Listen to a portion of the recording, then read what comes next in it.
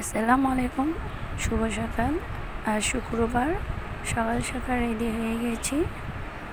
আমার শিক্ষা প্রতিষ্ঠানে যাওয়ার জন্য কিছু কাজ আছে। শিক্ষকদের এই একটা সমস্যা, শুক্রবার হোক বন্ধের দিন হোক তাদের জন্য ছুটি নাই, কাজ থাকি। তো বাইরের পরিবেশটা অনেক সুন্দর। রেডি হয়ে একটু বাহির দিকে তাকালাম, তারপর চলে গেলাম। রাস্তার অবস্থাটা অনেক খারাপ, হাঁটতে অনেক কষ্ট হচ্ছিল। সকাল সকাল ঠান্ডা ঠান্ডা হাওয়াগুলো অনেক ভালো লাগে। সবাই সবার ব্যস্ততা দিন শুরু করে দিয়েছে।